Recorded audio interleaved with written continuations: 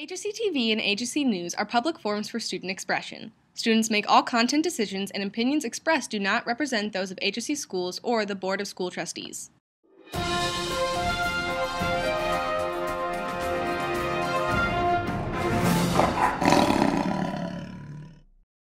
Good morning, HSC. I'm Ashley Courtney. And I'm Leah Notardonato, and here's your news for April 29th, 2015.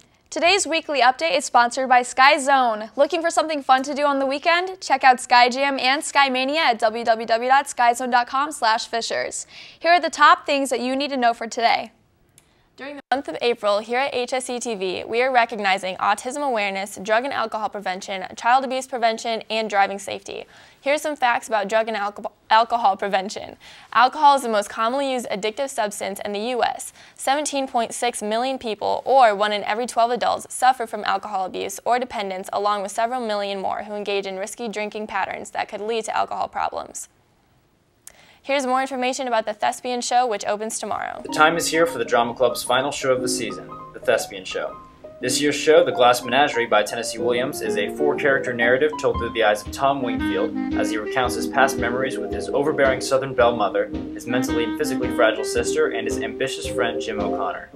Come see the story unfold and support your friends and fellow classmates tomorrow, Friday, or Saturday night at 7 o'clock in the Little Theater. Tickets are $6 and can be purchased at lunch or at the door. According to the National Survey on Drug Use and Health, an estimated 20 million Americans aged 12 or older used an illegal drug in the past 30 days. This estimate represents 8% of the population aged 12 years old or older. Additionally, the non-medical use or abuse of prescription drugs, including painkillers, sedatives, and stimulants, is growing, with an estimated 48 million people ages 12 and older using prescription drugs for non-medical reasons. This represents approximately 20% of the U.S. population. For more information on drug and alcohol prevention, visit www.ncadd.org. Now here's a clip about the recent scandal known as Gamergate. What do you know about Gamergate? I haven't heard of it. Not much. I mean, I've heard of it, but I don't really know anything about it. The term Gamergate is used to describe many different things when it comes to gaming journalism. From sexism to gaming ethics, it conveys a wide range of emotions. But what is Gamergate, and how did it start? Was a gaming journalist, Zoe Quinn from Kotaku.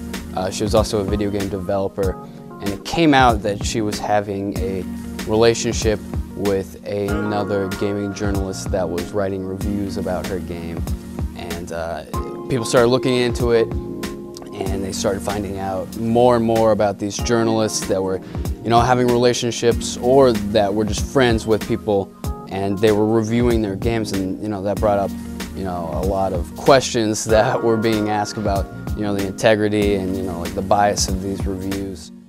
From there, Gamergate has evolved into a sexism debate, from gaming journalists saying gaming is dead, to Anita Sarkeesian giving lectures on sexism in gaming and getting death threats from it. Gamergate has spiraled into one of the biggest controversies of recent memory. I don't know why, but people who aren't really familiar with the fiasco and know a whole lot about it, they think of it as a negative, and it puts gaming as a whole in a bad light and the gamers behind it. For HSC TV, this has been Grant Johnson and Kai Lambert. Baltimore, shortly after midnight Tuesday, almost 9 hours after a confrontation between black youths and police at a city mall, mushroomed into riots during which several businesses were looted and burned and over a dozen officers injured. A few minutes earlier, City Police Commissioner Anthony Batts admitted that his officers were not prepared for the outbreak of violence that forced Maryland Governor Larry Hogan to declare a state of emergency, activating the Guard and Mayor Stephanie Rawlings Blake to announce a week-long 10 p.m. to 5 a.m. curfew to take effect Tuesday.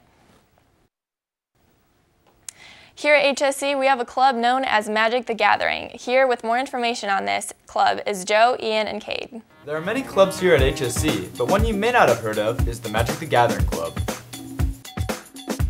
Magic the Gathering can be played by 2 or more players, each using a deck of 60 trading cards or more, and each game represents a battle between wizards. We caught up with Mr. Mayer, sponsor of the Magic the Gathering Club, to ask him a few questions.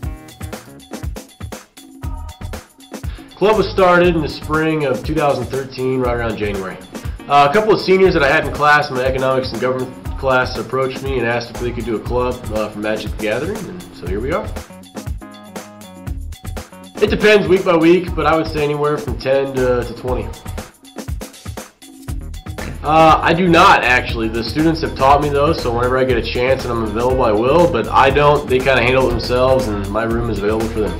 Next, we spoke with a member of the Magic the Gathering Club, Nathan Eckhart. Since the summer of my 8th grade year, going to be a freshman, 3 years, I think just about try to come every week, more time to play. Magic sometimes gets a negative connotation that it's like a geeky or nerdy game. It's a lot of fun. It's a strategy-based thing, and if you're into strategy games, then it could be fun for you too. For HSC TV, this has been Joe Bergen, Kate Hartman, and Ian Baker. Police confirmed Friday night that a body found in rural Brown County was that of a missing Indiana University student and former HSC high school graduate, 22-year-old Hannah Wilson. State police detectives, along with Bloomington police, have been investigating the disappearance since a missing persons report was taken Friday afternoon. A suspect, Daniel E. Messel, 49 years old, of Bloomington, was arrested in connection with Wilson's death and is charged with murder, according to Indiana State Police. Here at HSC TV, we echo what HSC Schools tweeted on Saturday. Our hearts break at the loss of HSC High School alum Hannah Wilson.